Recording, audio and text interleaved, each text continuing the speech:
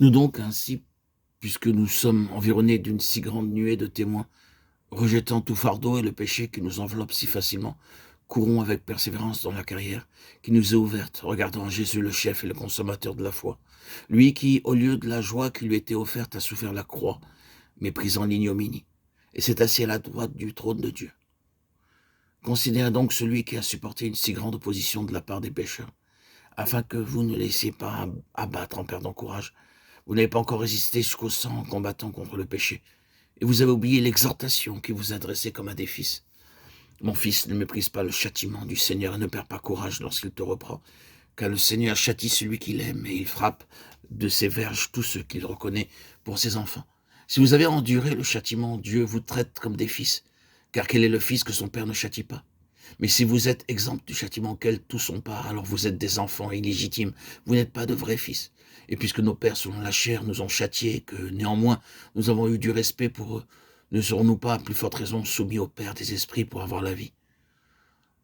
Cela, en effet, nous châtiait pour un peu de temps, comme il le trouvait bon. Mais Dieu nous châtie pour notre bien, afin de nous rendre participants de sa sainteté. Il est vrai que tout châtiment semble au premier abord un sujet de tristesse et non pas de joie, mais ensuite il produit un fruit de justice et de paix pour ceux qui ont été ainsi exercés. Relevez donc vos mains défaillantes et vos genoux qui fléchissent, dirigez vos pas dans le droit chemin afin que le pied qui est boiteux, au lieu de se démettre entièrement, soit guéri. Hébreux 12, 1, 13.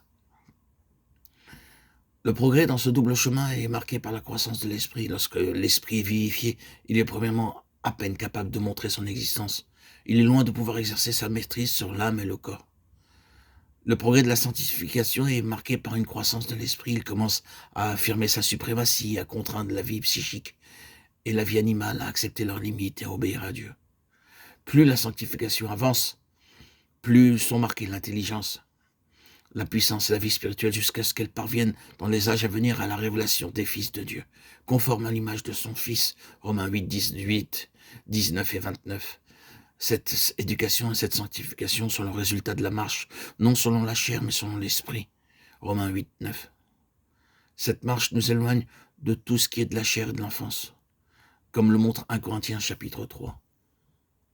Quant au chapitre 7 des Romains parle de la condamnation par la loi, et la grosse question est celle de la délivrance de la mort, qui est devenue une chose si réelle, si terrible et si intolérable à cause du réveil spirituel expérimenté. Romains 6 montre que cette libération de la mort se fait par notre union avec Christ dans sa mort et sa résurrection.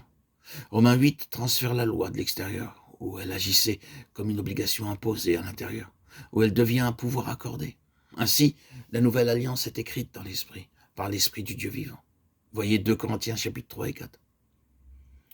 Cela nous aidera si nous pensons de nouveau à l'image mentale de Paul.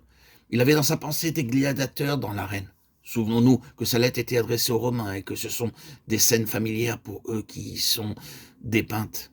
Lorsque le gladiateur victorieux avait reçu du juge le signal qui signifiait par le pouce dirigé vers le sol la sentence de mort pour son adversaire, il devait traîner le corps de sa victime autour de l'arène pour recevoir les applaudissements des spectateurs. C'était une chose horrible et répugnante, et celui qui devait la faire ne pensait sans doute qu'à arriver à la sortie. Paul se représente l'un d'eux, s'écriant lui-même « Misérable que je suis, qui me délivrera de ce corps de mort ?» Puis, découvrant une issue, il est libéré. Grâce soit rendue à Dieu. Voici l'issue. Cela est reporté dans l'expérience chrétienne, et l'issue pour le misérable étant Jésus-Christ notre Seigneur. Romains 7, 24, 25. Cette délivrance a été expliquée plus pleinement par la mort, l'ensevelissement et la résurrection de notre Seigneur. La mort de Christ doit donc être expérimentée dans la vie du croyant, par le secours du Saint-Esprit, par une identification délibérée de la foi. Alors, la résurrection de Christ est également expérimentée comme une puissance présente, libératrice et victorieuse, comme la puissance par laquelle le croyant, par son esprit, met à mort les œuvres de la chair.